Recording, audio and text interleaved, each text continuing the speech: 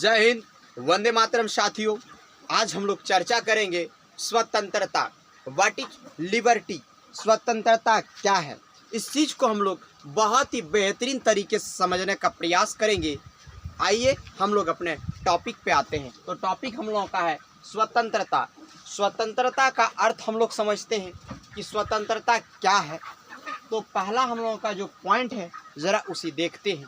तो पहला पॉइंट में दर्शाया गया है, स्वतंत्रता एक जटिल और बहुआयामी अवधारणा है जो सदियों से राजनीतिक दर्शन और मानवाधिकार विमर्श का केंद्र रहा है। इधर हम लोग पढ़ रहे हैं स्वतंत्रता और वहाँ पे जटिल बहुआयामी का भी वर्णन किया गया है। यदि हम लोग स्वतंत्र हैं, यदि हम लोग स्वतंत्रता पढ़ रहे हैं तो स्वतंत्रता के अंदर किसी भी तरह का जंजीर या बेड़िया नहीं रहना चाहिए। लेकिन यहाँ पे उस चीज़ को दर्शाया गया है। तो दर्शाया क्या गया उसे ज़रा गौर से सुनिए आप लोग। स्वतंत्रता एक जटिल और बहुआयामी अवधारणा है। यदि स्वतंत्र है, स्वतंत्रता है, तो यह जटिल और बहुआयामी कैसे हो सकता है? तो इस चीज़ को समझने के लिए हम लोगों को यूनान काल में जाना होगा। तो आइए हम लोग यूनान काल का जरा उल्लेख करते हैं, तब जा कर के हम लोग समझ पाएंगे।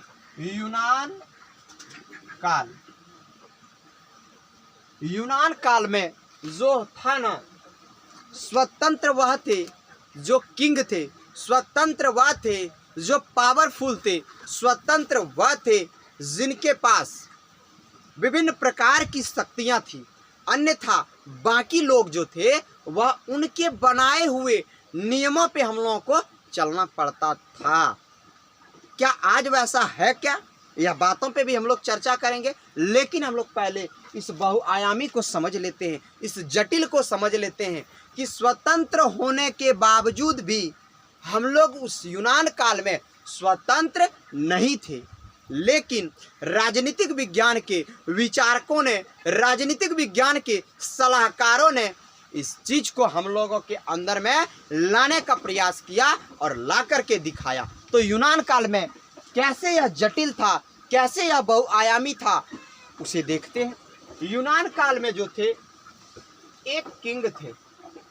कौन थे?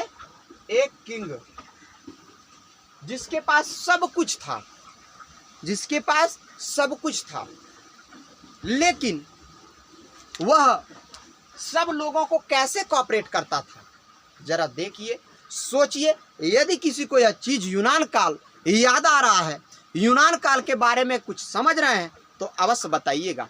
यूनान काल में एक किंग थे, बाकी इनके इशारों पे सब लोग नाचते थे। ऐसे चीजों को, ऐसे तत्वों को या ऐसे तथ्यों से क्या साबित हो रहा है? क्या हम लोग आज़ाद थे? या यूनान काल में जो हम लोगों की पीढ़ियां थी, हम लोगों के पूर्वज थे, क्या वह आज़ाद थे? क्या वह स्वतंत्र थे? क्या वह लिबर्टी का अर्थ को जानते थे? क्या वह पूर्ण रूप से फ्रीडम थे? नहीं थे, क्योंकि उस समय विभिन्न प्रकार की कुप्रथाओं का प्रचलन था। उस समय यह किंग जो कहते थे, यहाँ के लोगों को वह चीज मानना पड़ता था, क्योंकि उनके पास शक्तियां थी।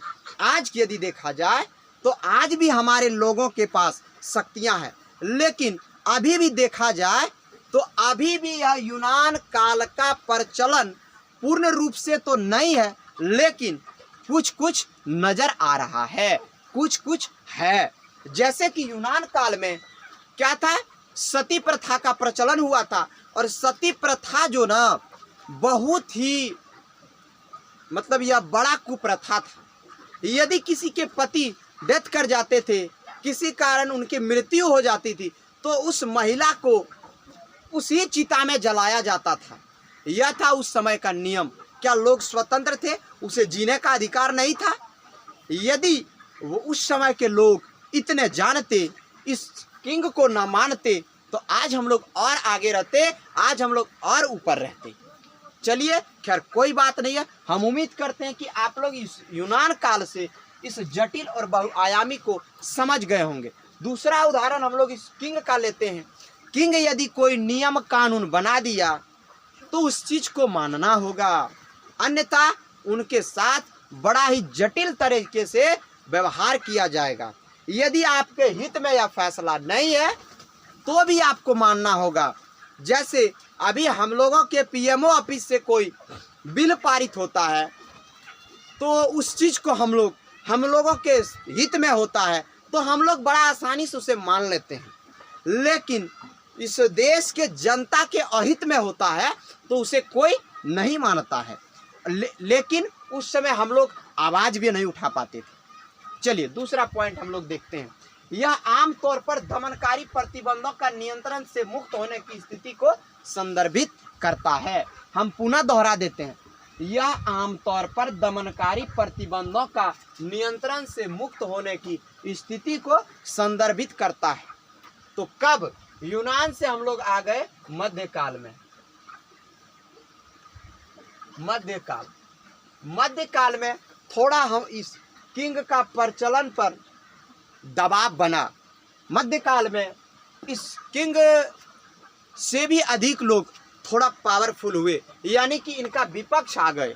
जैसे हम लोग का अभी मतलब हमारे देश के मजबूत विपक्ष कांग्रेस पार्टी है और सत्ता में बीजेपी है, ठीक उसी तरह इस किंग से सवाल जवाब करने के लिए लोगों को कई दशक लग गए। उसके बाद मध्यकाल में लोगों की मुख से बोली निकला और कहा कि रे किंग, अब तुम्हारा मनमानी नहीं चलेगा, हम लोग स्वतंत्र हैं, हम लोग फ्री हैं, हम लोगों की मर्जी है, हम लोग जैसे चाहें वैसे अपना जीवन यापन करेंगे, हम आपके नियम कानून पे नहीं चल सकते हैं।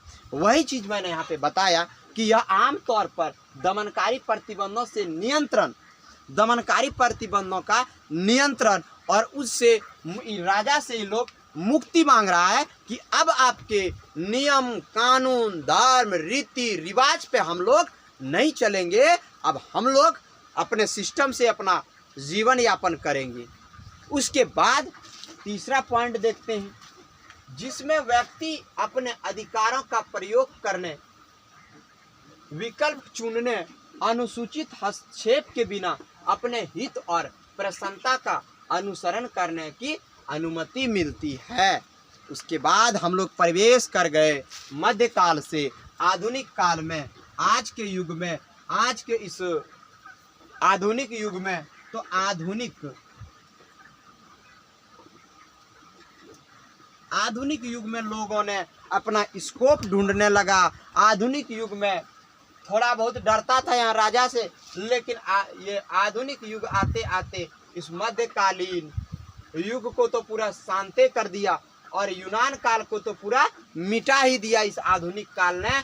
और हम लोग पूर्ण रूप से सरकार से एकदम टॉकिंग करने लगे, बातचीत करने लगे। सरकार यदि कुछ गलत करते हैं तो उसके खिलाफ हम लोग काला झंडा दिखाने लगे और अपना आज़ादी और अपना लक्ष्य और अपना रीति रिवाज नियम कानून सब हम लोग अपने अनुसार से चलाने लगे और चलने लगे। तो वही बात यह बता रहा है कि जिसमें व्यक्ति अपने अधिकारों का प्रयोग, पहले हम लोगों को इनसे पूछना पड़ता था कि सर किंग साहब, राजा साहब, हम ही कमवा कर रहे हैं, क्या आप अनुमति दीजिएगा या नहीं दीजिएगा, डर लगता था बोलने में। लेकिन मध्यकाल आते आते हम लोगों ने सवाल किया और आधुनिक काल आते आते इस यूनान की नियम कानून रीति रिवाज को हम लोगों ने फेंक डाला और हम लोगों के अंदर एक अलग प्रकार की अलख जगी और हम लोग इस स्वतंत्रता को बड़ी ही आसानी पूर्वक से समझने का काम किया और समझा, तब जा कर के मध्यकाल और यूनान का आज हम लोग नामो निशान मिटाने पे तुले हुए हैं। इनके बनाए हुए नियम कानून पे नहीं चल रहे हैं और हम लोग अपने मन मर्जी से, अपने हित से अपना जीवन यापन कर रहे हैं। आज हमारा मन किया टी शर्ट पहनने का तो हम टी शर्ट पहन लिए, कल हमारा मन करेगा शर्ट पहनने का तो हम शर्ट पहन लेंगे। आज हमारा मन कर रहा है हिंदू धर्म अपनाने का तो हम हिंदू धर्म अपनाएं, हमारा मन करेगा हम सिख धर्म को अपनाएं, हम मुस्लिम धर्म को अपनाएं, तो हमें कोई रोकने टोकने वाला नहीं है। हम आसानी से अपने जीवन का उद्धार कर सकते हैं, हम आसानी से उस धर्म को अपना सकते हैं। हमारे मन में जिस तरह की इच्छाएं जगी हो, जिस तरह का इच्छा का जागृत हो, हम लोग उस तरह से अपना जीवन यापन कर सकते हैं। यही स्वतंत्रता का अवधारणा है, यही स्वतंत्रता का सत्यता है। अब हम लोग अगले क्लास में पढ़ेंगे कि स्वतंत्रता के ऊपर राजनीतिक विज्ञान के विचारकों ने कितने प्रकार की टिप्पणियां की हैं और कौन कौन से विचारक ने अपना विचार व्यक्त किया है, उसे हम लोग अगले क्लास में देखेंगे।